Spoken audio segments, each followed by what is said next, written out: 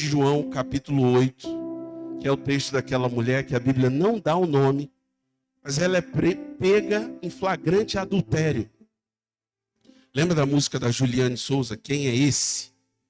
A gente estava louvando essa canção, e eu lembrei dessa passagem, e eu falei para o Espírito Santo, tá bom, tem a mulher ali, tem os fariseus, mas eu quero ver Jesus nesse texto. Eu quero olhar, eu tenho lido os textos da Bíblia, irmão, tanto no Antigo Testamento quanto no Novo. Nós vemos Cristo, porque a palavra ela fala de Cristo, amém? Amém? Ele é o nosso padrão, ele é o nosso modelo. Jesus fez, então faça também. Jesus falou, então fale também.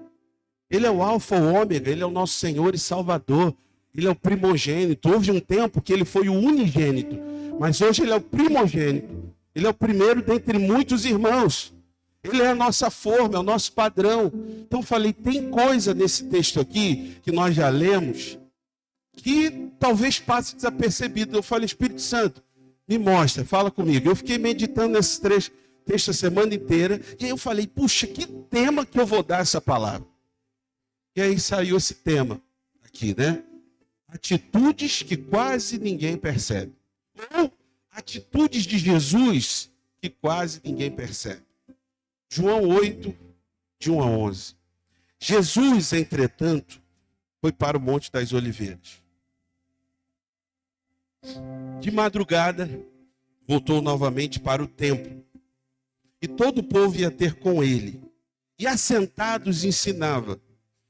Os escribas e fariseus trouxeram à sua presença uma mulher surpreendida em adultério. E fazendo-a ficar de pé, no meio de todos, disseram a Jesus: Mestre, esta mulher foi apanhada em flagrante adultério. E na lei nos mandou Moisés que tais mulheres sejam apedrejadas. Tu, pois, que dizes? Isto diziam eles, tentando para terem de que o acusar.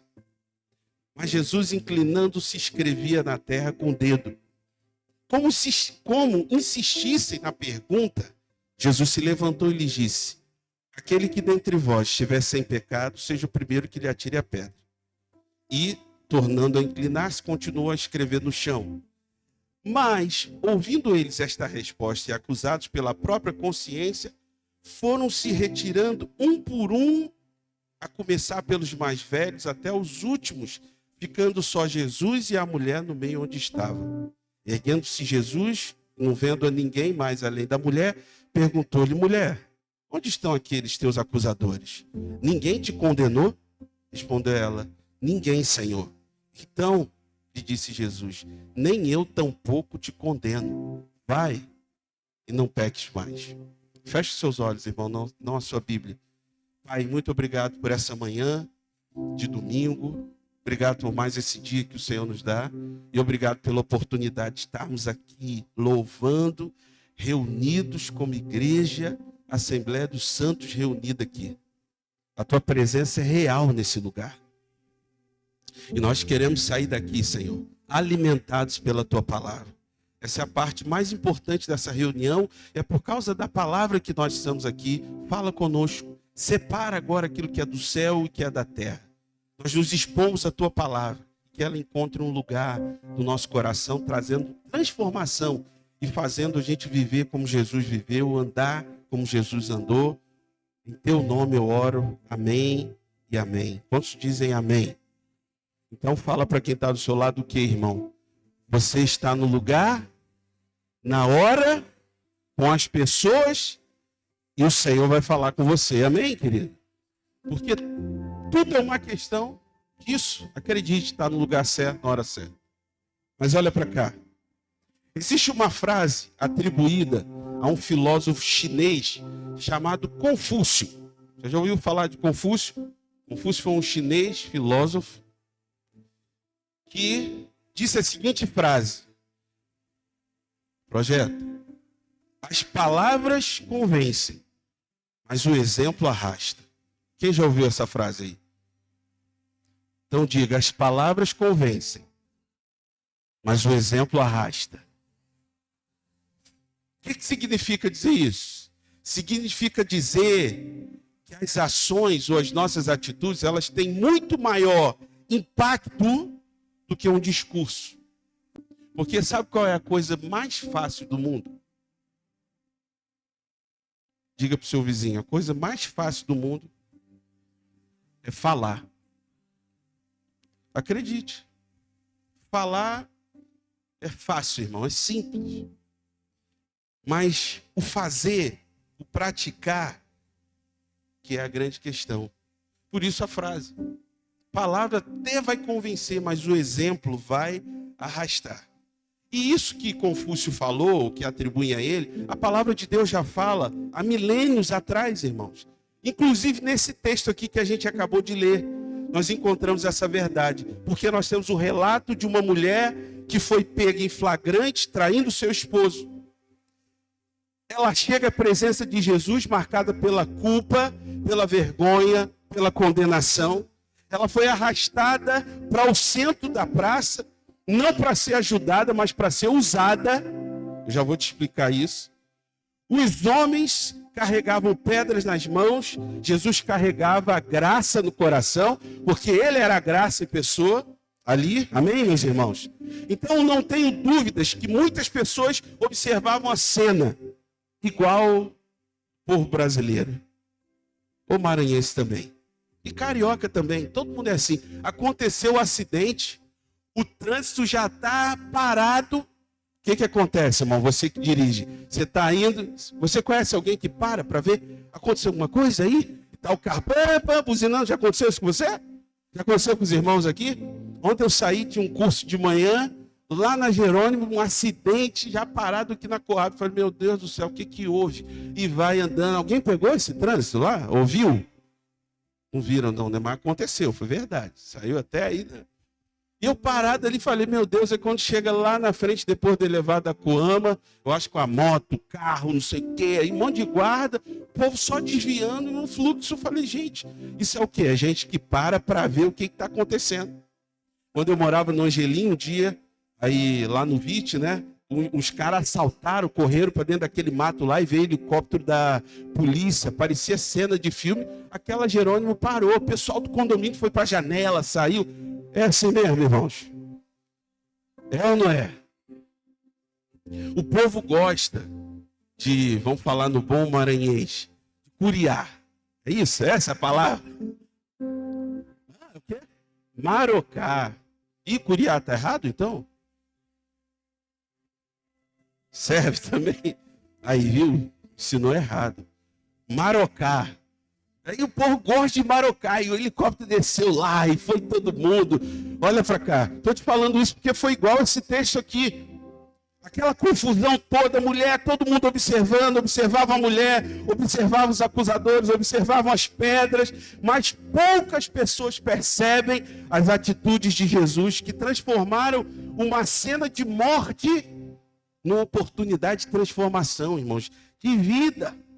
Então, nessa passagem aí, nós vemos 3 atitudes de Jesus que precisam ser a nossa atitude. Quantos dizem amém? Diga assim, as atitudes de Jesus precisam ser a minha atitude. Por isso que eu dei esse tema em atitude de Jesus que ninguém percebe. Quais são elas? Vamos lá para a gente ser a primeira atitude. Passa para mim. Jesus não permitiu que a armadilha o afastasse da sua missão. Essa foi a primeira atitude de Jesus. Jesus não permitiu que a armadilha o afastasse da sua missão. Versículo 6 diz assim, ó. Isto diziam eles tentando para terem com que o acusar. Então veja, irmãos, os escribas e fariseus, eles não estavam interessados na mulher, na verdade. Aqueles caras não estavam nem aí para aquela mulher. Mas o que eles queriam? Encontrar um motivo para acusar Jesus. Eles não queriam justiça, eles queriam uma armadilha, irmão. Queriam pegar Jesus, a mulher era apenas um instrumento para atacar Jesus. Aí, em vez de reagir impulsivamente, Jesus discerniu a armadilha dos fariseus. Ele se recusa a participar daquele espetáculo dos escribas e fariseus. Por quê? Porque Jesus entendia que a missão era mais importante do que qualquer coisa. Eu estou aqui essa manhã para dizer para você e para mim, o Senhor te entregou uma missão, nós temos uma missão. Diga para o seu vizinho, e você tem uma missão. E essa missão é mais importante que qualquer coisa, irmão. E eu vou falar dela já já. Essa missão é mais importante. Então entenda algo, nem toda pergunta merece resposta imediata. Satanás e o inferno quer te fazer perder tempo. A sabedoria discerne quando há armadilha por trás da discussão. Jesus discerniu o intento daqueles homens. Ele sabia que se gastasse tempo discutindo sobre a lei com eles, o propósito da missão podia ir por água abaixo. Qual era o propósito da missão? Salvar a vida daquela mulher. Você já leu João 4? Uma outra mulher que eu já preguei aqui, está lá no meu livro, lá, o Multiplicai, não sei se você já comprou. Preguei uma série, a Bíblia não dá o nome, mas um dia ele podia cortar o caminho por Samaria, podia ir para outro lugar. Mas a missão de Jesus, que tem que ser a nossa, salvar vidas, pregar o evangelho com a nossa vida, ganhar pessoas. Quando se diz amém, irmãos? Você foi alcançado para alcançar. É o que o apóstolo Paulo falou. Eu vou seguir para conquistar aquilo pelo qual também eu fui conquistado. Alcançar pessoas, transformar vidas. Em João 4 ele alcançou a mulher samaritana. Em João 8 ele alcança essa mulher aqui. Essa era a missão, esse era o propósito. E se Jesus para discutir com aqueles fariseus, dá ideia para eles, ia perder tempo, irmãos. Ia perder tempo. O homem natural, carnal, alimenta conflitos. Jesus revela corações. Sim, é um homem espiritual. Esse é o homem do Espírito. Jesus não permitiu que a armadilha o afastasse da missão. Não se distraiu com a armadilha dos escribas. E essa atitude de Jesus aqui me faz lembrar de Neemias quando ele retorna a Jerusalém para reedificar os muros. A Bíblia fala que os inimigos ficaram sabendo e logo montaram várias estratégias para distrair Neemias e o povo e parar a obra. Por que fizeram isso? Porque desagrada o inferno quando os filhos de Deus se levantam para fazer o bem, para salvar uma vida. Quantos me ouviram? Desagrada o inferno.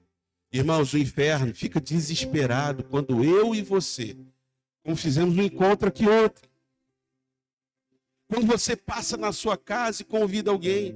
Eu nem disse também que o irmão Jorge e o irmão Silveli chegaram aqui através do Edinã e da Keilane. Edinã não está aqui hoje porque está de plantão no trabalho. Quando fosse à noite, ele ia estar à noite. Mas chegaram aqui através deles, convidando.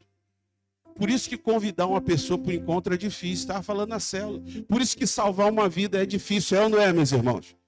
Você convida para o encontro, passa o mês inteiro, não acontece nada. No dia do encontro, a pessoa passa mal. No dia do encontro, chega um vizinho, parente lá de 1000 anos que não vai. No dia do encontro, a pessoa foge, porque é difícil. Porque o inferno, ele reage, ele se desagrada quando você para fazer o bem. Isso está na Bíblia. Neemias 1:10, projeta aí. Olha o que diz o texto. Disto ficaram sabendo Sambalate, o horonita, e Tobias, o servo amonita, e muito lhes desagradou que alguém viesse a procurar o bem dos filhos de Deus. Esse Sambalate e Tobias são os inimigos, foram os inimigos ferrenhos para parar a obra lá em Neemias. Quando eles souberam que Neemias saiu da Pérsia para ir a Jerusalém, para edificar os muros, fazer o bem para os filhos de Deus, se irritou. Assim é Satanás, assim é o inferno.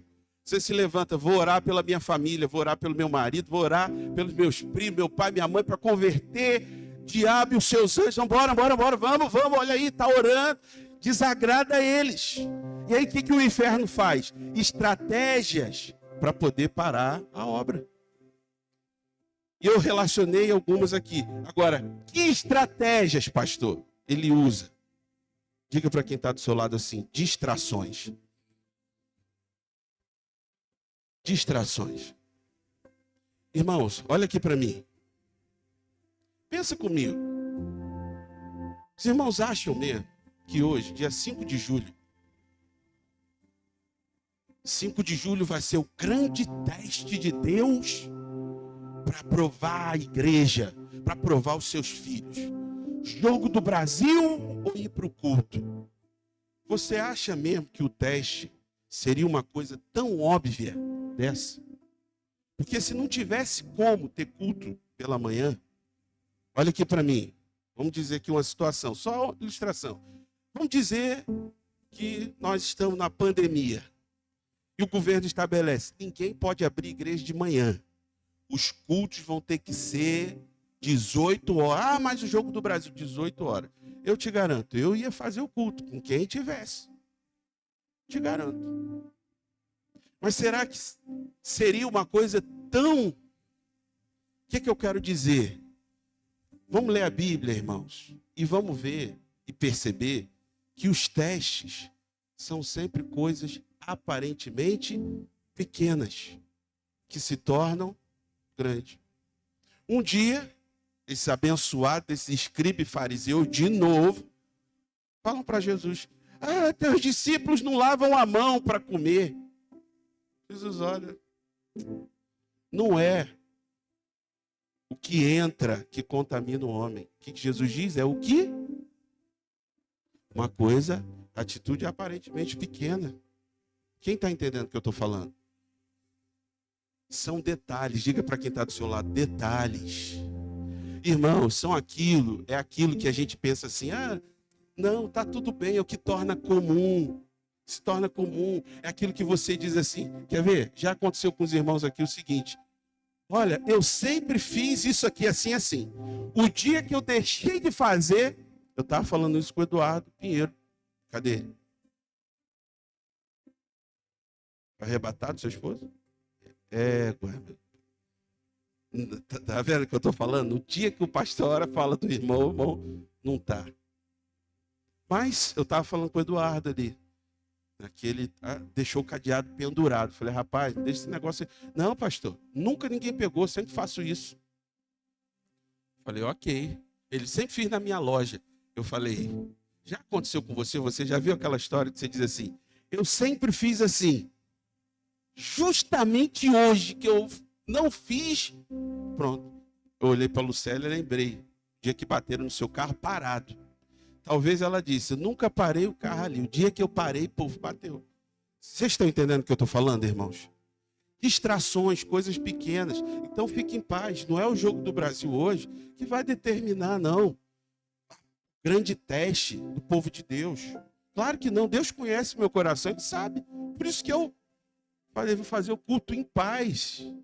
Tranquilamente. Não é. Porque o inferno, te digo, nem o inferno faz isso. São distrações. Distrações. E aí vamos lá. No livro de Neemias nós encontramos várias delas.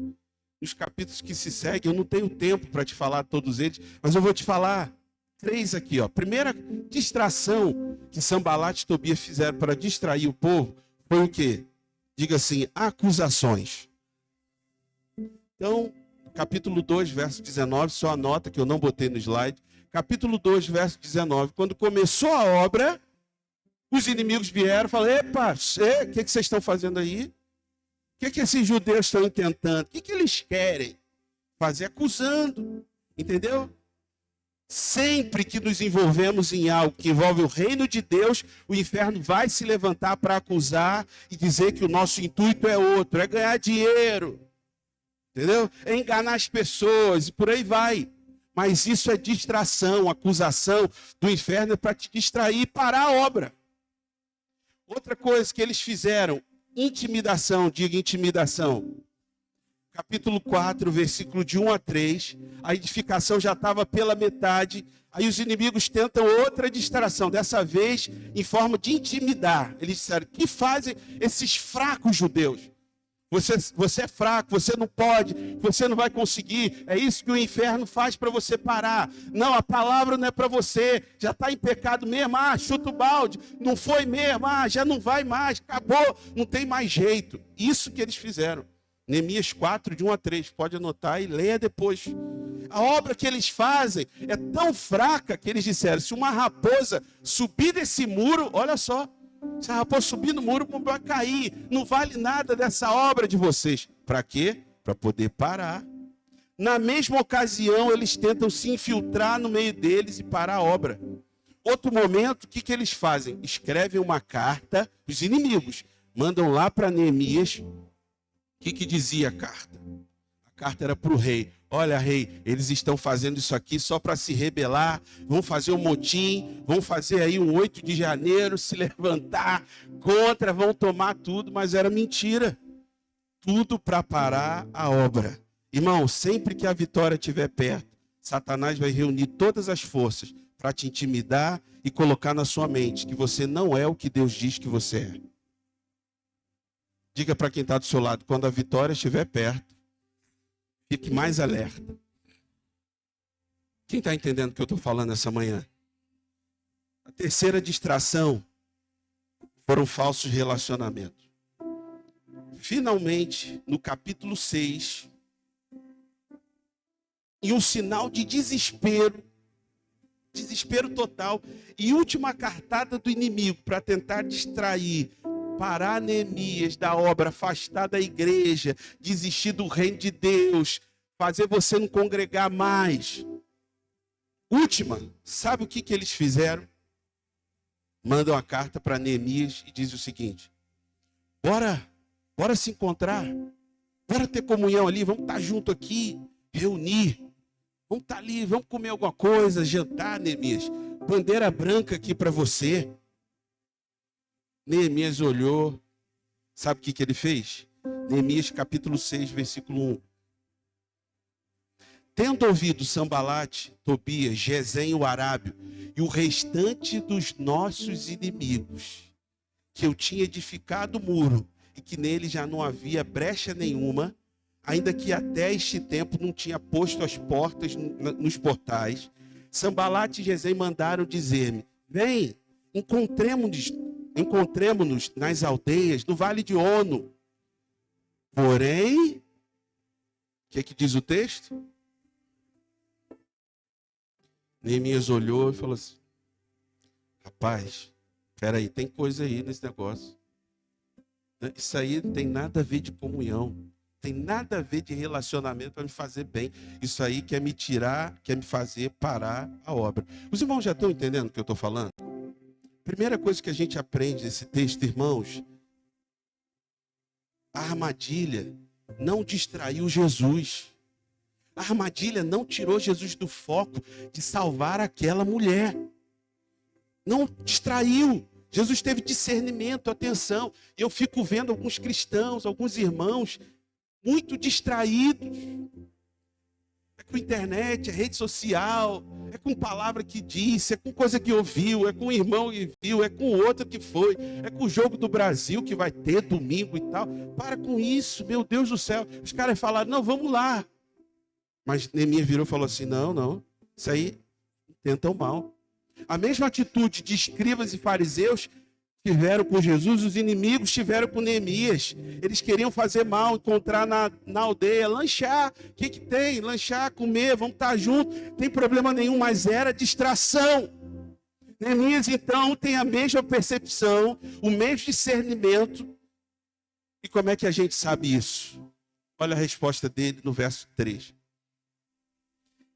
Enviei-lhes mensageiros a dizer: estou fazendo grande obra, de modo que não poderei descer. Por que cessaria a obra? Enquanto a deixasse e fosse ter convosco.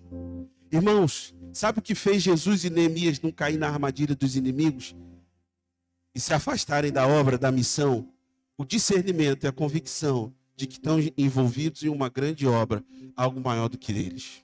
Eu estou aqui nessa manhã para dizer para você: olha para mim, você está envolvida, comprometida com uma grande obra e você não pode parar. Você está envolvido com algo maior do que você, meu irmão. Você está envolvido com algo na eternidade. Você tem um Deus e um Pai que não abre mão de você, que deu o seu Espírito para colocar dentro de nós, que está dentro de nós. A eternidade está logo ali. Então não se distraia. Diga para quem está do seu lado: eu estou...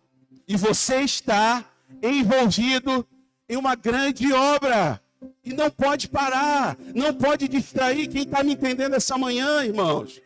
A palavra de Deus diz que não foram uma, nem duas, nem 3 vezes. Continua lendo esse texto que você vai ver. que os inimigos mandaram 4 vezes o mesmo pedido, a mesma direção. E a Bíblia diz que Neemias deu a mesma resposta. Eu não vou parar. Diga para o seu vizinho, eu não vou parar. Eu não vou me distrair. O diabo não vai ganhar vantagem sobre a sua vida. Não vai. Você está selado, irmão. Selada. Então abre os olhos essa manhã. Eu creio que em parte nós já vivemos o princípio das dores. Que Jesus fala em Mateus 24. Que lá em Mateus 24, olha para cá, ele já fala de terremoto. Alguém sabe de terremoto que aconteceu aí? Sabe ou não sabe? Você viu a notícia? Viram na Venezuela?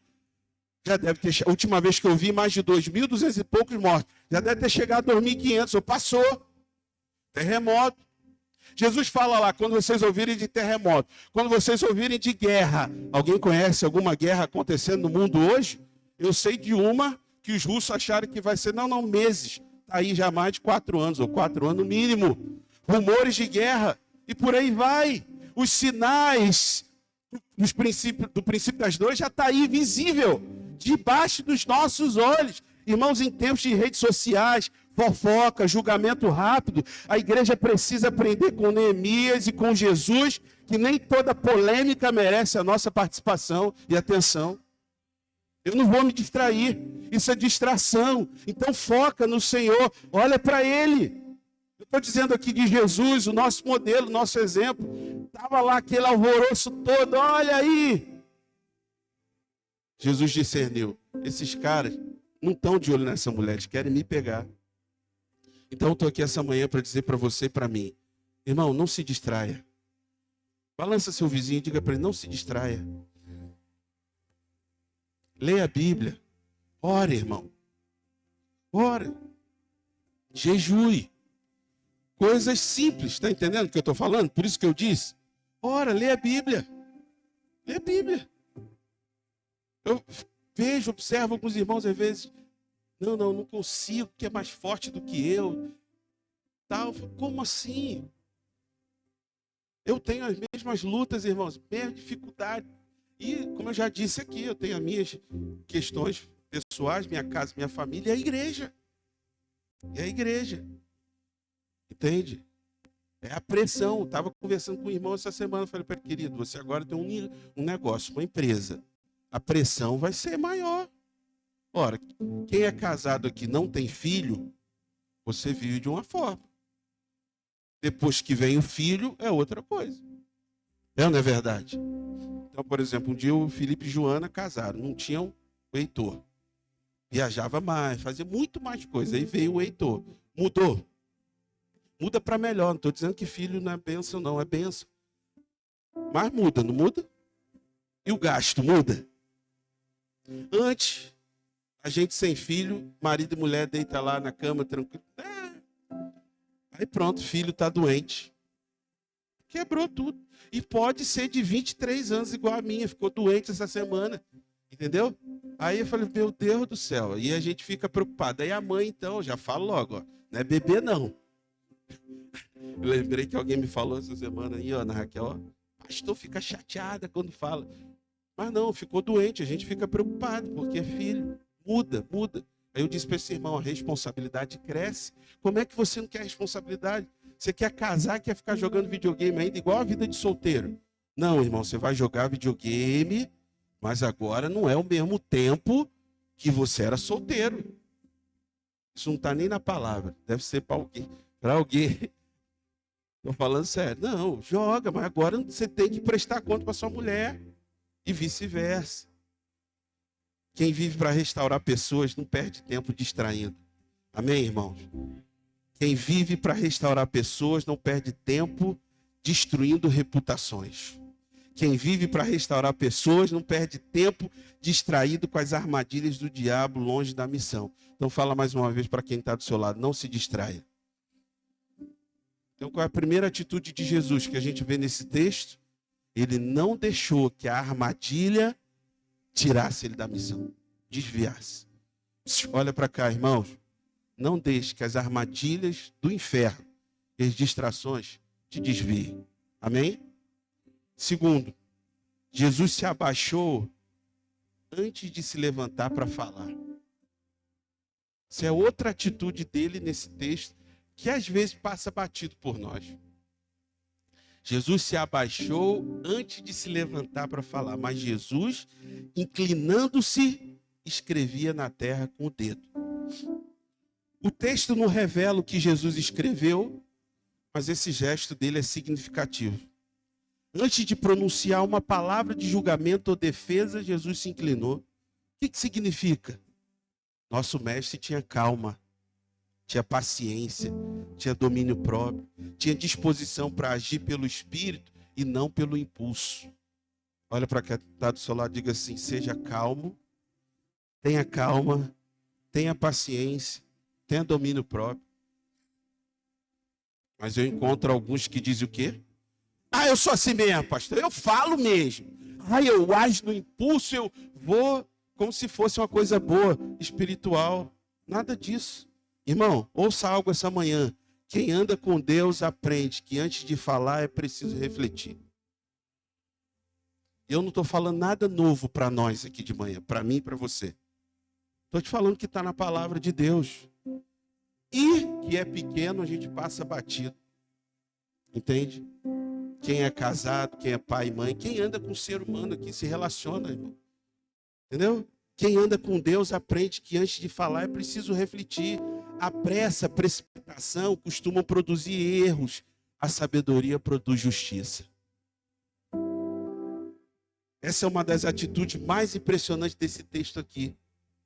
Por quê? Quando pressionado, Jesus não reagiu imediatamente. Ele se abaixou. Certamente, o que ele quis? Ele quis ouvir de Deus. Antes de confrontar os acusadores, ele silenciou. Antes de falar, ele refletiu. Antes de agir, Jesus demonstrou domínio. Quem está entendendo o que eu estou falando? Os acusadores estavam inflamados, Jesus estava em paz. Eu falei da paz aqui semana passada. Eles queriam uma reação. Jesus deu uma resposta silenciosa. Por isso que dá mais briga no casamento ainda. Fica mais, ou o marido fica irritado, ou a esposa, quando o negócio está lá falando, está calado, não fala nada. Não vai falar nada. Entendeu? Eu estou falando do marido e da esposa. Mesma coisa, entendeu? Que o marido está falando, ela não fala nada. Você não vai falar nada. Porque silêncio também é resposta. Por isso, irmãos, que Tiago, conhecido como Justo, Tiago o Justo, não sei se você já ouviu, Tiago o Justo, ele era meio irmão de Jesus, andou com Jesus também, e ele escreveu na sua epístola, porque a epístola de Tiago não é o Tiago, discípulo de Jesus, porque o Tiago, discípulo de Jesus, morreu lá no livro de Atos, lembra? Que Herodes prendeu a Pedro e a Tiago, e decapitou a cabeça de Tiago. Esse era o discípulo Tiago. Mas o Tiago, desse texto aí, Tiago 1,19, era Tiago o Justo, meio irmão de Jesus, acompanhou o ministério. Ele olhou a vida de Jesus e ele aprendeu, ele escreveu aí, isso aí, sabeis estas coisas, meus amados irmãos. Todo homem, pois, seja pronto para ouvir, tardio para falar, tardio para se irar. Eu sei que a maioria das vezes, quando você lê esse texto, você pensa que o ouvir aqui é apenas ouvir o homem. Não, seja pronto para ouvir. Ouvir o que a minha mulher está dizendo, o que o meu marido está dizendo, o meu filho, meu patrão. Pode ser também, meu irmão. Mas a dura verdade aqui é que muitas derrotas na nossa vida acontecem porque nós reagimos antes de ouvir a Deus. É ou não é verdade? É ou não é, irmãos? Ou é só na minha vida?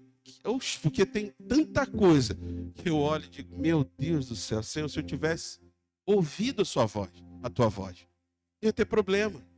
E esse é mais um exemplo da vida de Jesus que a gente precisa aplicar na nossa vida, irmão. Jesus é o nosso padrão. Se ele fez, nós também podemos fazer, amém? Se ele venceu, nós também vencemos, amém? Se ele viveu assim, nós também podemos viver assim. O silêncio de Jesus para ouvir o Pai foi mais poderoso que os gritos dos escribas e fariseus das multidões. Mata, apedreja e tal, grito, aquele alvoroço todo. Jesus silenciou. Quem vive cheio do Espírito não é controlado pela pressão do momento. Antes de tudo, procura ouvir o som do céu, a voz de Deus. Quem está entendendo o que eu estou falando? Eu estava lendo, projeta aí, por favor. Irmãos, um piloto de avião, ele enfrenta turbulência sem perder o controle. Por quê? Porque ele foi treinado para confiar nos instrumentos e não nas suas emoções. E olha, eu ando de avião aí, os irmãos sabem, direto o ano inteiro. A minha última viagem, pegamos uma turbulência que o avião deu aquela queda que eu falei, epa, Senhor, não é agora não. Aí eu lembrei que tinha mais um pastor do Maranhão dentro do voo comigo. Falei, não, peraí, torre de uma vez só, não dá. 2 tacadas, Senhor. Não, tem que deixar alguém lá. Mas o negócio foi tenso. Até quando o avião pousou, o povo, epa, tal. Mas o piloto, ele não perde o controle. Porque ele aprende o quê? Ele aprende a confiar no instrumento e não nas emoções. Aprenda a confiar no instrumento e não nas suas emoções. Quem está entendendo o que eu estou falando? Diga para o seu vizinho aí, aprenda a confiar no instrumento e não nas suas emoções. Da mesma forma, irmãos, o cristão maduro, cheio do Espírito, ele que tem revelação da graça de Deus, aprende a confiar em Deus quando tudo ao redor está na turbulência, agitação. Olha o problema, olha isso, porque o diabo vai fazer eu e você olhar para o BO, para o problema, agitação, turbulência. Aí eu me lembro de Davi, quando cercado por homens que queriam apedrejá-lo, porque o inimigo chegou no acampamento dele, levou tudo embora, família, filho, levou todo mundo. Quando eles voltam, Ziclague está tomada, choram tanto que não tinha força para chorar. E aí, Davi, naquela pressão, vamos apedrejar, vamos e tal. O que Davi faz? 1 Samuel 30, verso 6. Davi muito se angustiou, pois o povo falava de apedrejá-lo. Porque todos estavam em amargura, cada um por causa dos seus filhos e suas filhas. Porém, Davi se reanimou no Senhor. Eu te digo, é isso que eu faço. Não é que não tem problema. Não, o pastor está em paz porque... Não, o pastor tem um plano B. Não, pastor... Não, está tudo tranquilo. Não está não, irmão. Eu te garanto, não está. Mas eu confio no instrumento. Entendeu? Eu confio no instrumento. Eu confio nesse texto. Davi se reanimou no Senhor. E qual foi o resultado? Olha o verso 8, está aí. Então, consultou Davi o Senhor, dizendo, perseguirei o bando? Alcançá-lo-ei? Respondeu o Senhor, persegue, porque de fato você vai alcançar. E quem conhece essa passagem aí, sabe. Irmãos, quantas decisões erradas seriam evitadas se nós nos abaixássemos em oração antes de levantar para agir? Quem está entendendo o que eu estou falando? Entendeu? Guarde isso no seu coração. Antes da resposta, oração. Antes da decisão, direção. Antes da reação, reflexão. É isso que a gente aprende com Jesus. O silêncio de Jesus é poderoso. Enquanto todos gritavam, ele se abaixou para ouvir a voz do Pai. Antes de liberar uma palavra, Jesus calou as vozes dentro, como lá em Abacuque 2:20. Anote esse texto aí, não botei aqui. Abacuque 2:20 é um texto que eu sempre via, pequeno eu via nas igrejas que eu participava. Chegava lá, botava lá no reto projetor, que não era projetor assim não. Era aquele mecanismo, botava transparência, que diz o seguinte: o Senhor, porém, está no seu santo templo. Cale-se diante dele toda a terra. Aí não podia fazer silêncio, não podia fazer barulho, fazer silêncio. O Senhor está no seu santo templo. Faz barulho não, menino. Ixi, se fosse nos dias de hoje, os pais iam ser excluídos da igreja. Mas, esse o Senhor está no seu santo templo, cale-se. Irmão, o templo sou eu e você. Diga para o seu irmão aí, o templo sou eu e você. Então, o Senhor está no seu santo templo, que é você. Ué, pastor, e o cálice diante dele toda a terra? É simples, irmãos. Dentro de você e de mim, na sua mente e na minha também, há muitas vozes falando. Vozes que Satanás coloca, ele não lê o seu pensamento, mas ele coloca. Então, vozes do inimigo, vozes do mundo, vozes de homem falando, cale-se diante dele. Eu calo toda voz para ouvir a voz mais importante da minha vida, que é do Senhor. Amém, meus irmãos? Você sabia que um cirurgião, ele não corre para cortar uma pessoa antes? O que ele faz? Primeiro, ele Entenderam o que eu falei? Um cirurgião não corre, pega o bisturi, corre lá e vá para abrir, não. Primeiro ele examina. Jesus estava tratando uma ferida espiritual. Jesus não estava ali vencendo um debate. Entende o que eu estou falando? Jesus estava tratando uma pessoa, uma ferida espiritual ali. Jesus não estava num debate. Há decisões que seriam evitadas se a gente aprendesse a nos ajoelhar antes de falar. Lembra disso, irmãos? Lembra. Oração antes da reação, discernimento antes de opinião, graça antes de julgamento. Tem muita gente que quer falar em nome de Deus, mas sem primeiro se curvar diante de Deus. Entendeu o que eu estou falando? A segunda lição que a gente aprende com Jesus é essa. Ele se inclinou antes de falar. Ele ajoelhou antes de tomar decisão. Pastor, é assim. Irmão, acredite. Isso vai salvar a nossa vida e vai nos tornar vencedores. Terceiro lugar para a gente poder cear. Os irmãos estão entendendo o que eu estou falando?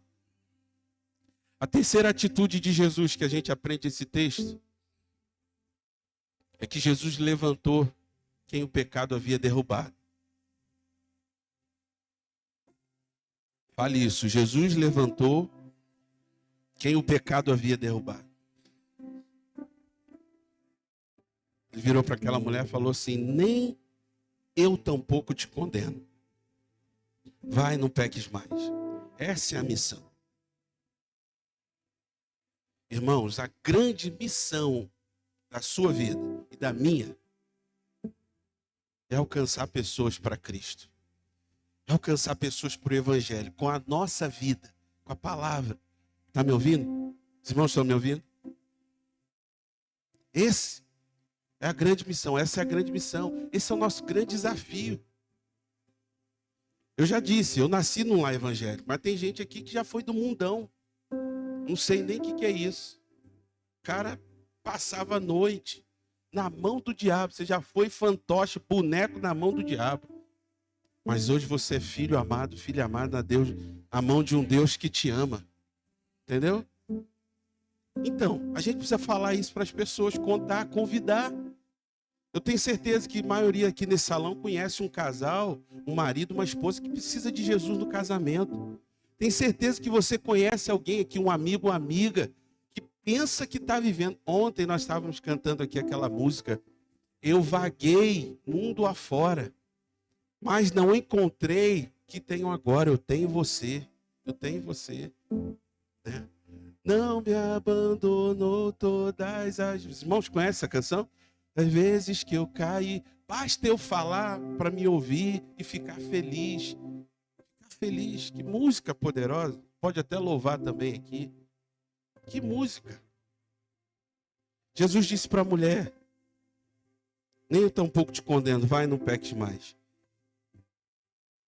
Quando todos foram embora, ficaram apenas duas pessoas. Quantos estão comigo aí ainda? Diga amém. Quando todos foram embora, ficaram apenas duas pessoas. A miséria humana e a misericórdia divina. A miséria humana na vida daquela mulher. E a misericórdia divina na pessoa de Jesus. O pecado derrubou, mas a graça levantou. Entendeu? Então observe que Jesus não minimizou o pecado. Jesus não disse para aquela mulher, não, você não fez nada. Foi isso que o Senhor falou? Não. Jesus não falou para ela, você não fez nada. Mas Jesus também não disse, você não tem mais esperança. Nada disso.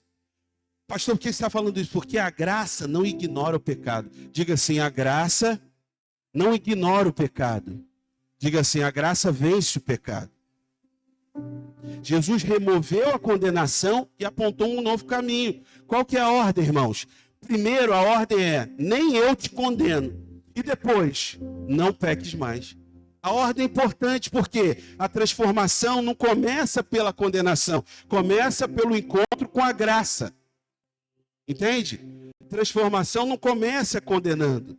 Por exemplo, projeta para mim, quando o filho pródigo voltou para casa, o pai não entregou a ele primeiro uma lista de exigências. Primeiro o pai correu, abraçou, beijou. Primeiro o pai restaurou. Então a graça sempre abre a porta para a mudança. Diga para o seu vizinho aí, a graça sempre abre a porta para a mudança. E aí talvez alguém chegou aqui essa manhã, ou levantou hoje, carregando pedras contra si mesmo, ou mesma. Nem contra os outros, mas contra si mesmo. Pedra de culpa, de vergonha, de fracasso, de cansaço. Mas o Senhor está nos dizendo hoje o seguinte: eu ainda tenho um futuro para você. Não acabou ainda. Não acabou ainda. Aquilo que o diabo chama de fim, Deus chama de recomeço, irmãos, para nós. De vitória. Quantos dizem amém? Jesus faz duas coisas ao mesmo tempo. Ele remove a condenação e confronta o pecado. Ele não diz, seu pecado não importa.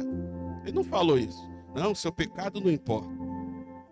Ele diz, seu pecado não precisa definir seu futuro. Seu pecado não precisa definir seu futuro. Essa é a diferença entre religião e evangelho, irmãos. Religião, ela expõe, ela cobra, ela mata. O evangelho, ele restaura, ressignifica, traz um novo começo. Essa é a diferença. Um vaso quebrado pode parecer sem valor, mas na mão do oleiro, ele ganha uma nova forma. Isaías sabia disso. Isaías 64:8. Mas agora, ó Senhor, Tu és o nosso Pai, e nós somos o barro. E Tu, nosso oleiro, e todos nós, obra das Tuas mãos. Feche seus olhos e repita isso. Diga assim, mas agora, ó Senhor, Tu és o meu Pai. Eu sou o barro. E Tu és o meu oleiro. E todos nós somos obras das Tuas mãos. Alguém pode dizer aleluia essa manhã? Aquela mulher chegou quebrada, irmãos, mas saiu com futuro. Eu estou aqui essa manhã para dizer, a respeito dessa atitude de Jesus aqui, que Jesus não veio para esmagar você com pedra. Ele veio para levantar você com graça e verdade. O que Jesus faz aqui? Ele cala os acusadores, ele cura a vergonha, ele devolve a dignidade, e ele oferece um novo começo. Ele faz isso até hoje com a nossa vida. Quem carrega pedras nunca restaura pessoas. Está mais do que na hora da gente largar pedra. Pedra de acusação, pedra de cansaço, pedra de derrota, pedra para atacar nos outros, a pedra do orgulho, a pedra da justiça própria. Essas pedras que a gente carrega, que Jesus está nem aí para elas. E qual é o final dessa história? Eu quero encerrar. Qual é o final dessa história? Vamos observar. Segura aí. Vamos observar aqui a cena final. No início, a mulher estava cercada por pedras. No final, ela está sozinha com Jesus. Então, no início, está cercada por pedras. No final, está ela e Jesus. Quando Jesus se levanta, os acusadores vão embora. Quando Jesus fala, a condenação perde a voz. Quando Jesus toca uma vida, o passado deixa de ser sentença e se torna testemunho na vida daquela mulher. Olha o final da história. Olha o final da história. Ela, os acusadores e as pedras. No final está ela e Jesus. Jesus levanta, os acusadores vão embora. Jesus fala, a condenação perde a voz. Jesus toca aquela vida. E o passado deixa de ser sentença e torna um testemunho. Isso é poderoso demais, amém, irmãos? 3 atitudes de Jesus que quase ninguém percebe, mas que muda para sempre a trágica história de vida daquela mulher. E cala os legalistas. O pessoal do louvor pode vir discretamente, para não tirar a atenção.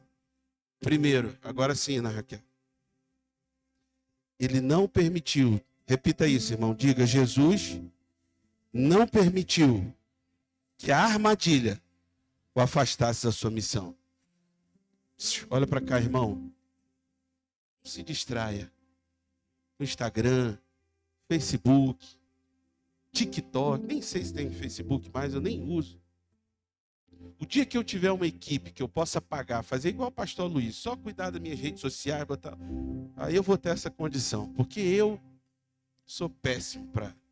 Galera que está próxima a mim aí, me marcam às vezes. Eu vou ver no dia seguinte, 2 dias depois, eu falei, ixi, me marcou, irmão. Se você me marca lá na internet e eu esqueço, não é de maldade não, é porque realmente, lá em casa às vezes eu fico assim, elas chegam para mim, você sabia isso assim, assim? Porque elas sabem que eu não sei, não olhei. Aí eu digo, vai, me conta aí, novidade. Nem vi. Eu vejo notícia, vejo alguma coisa que vai... Enfim, isso sou eu, tá, irmão? Você seja do seu jeito. Mas eu vejo pessoas se distraindo. Há muito o que fazer, nós estamos à porta do arrebatamento. Então não fica nesse negócio de trend. Essa semana, fique em pé, em nome de Jesus, mas não distrai não. Não sai do seu lugar não, só fique em pé aí para despertar alguns irmãos.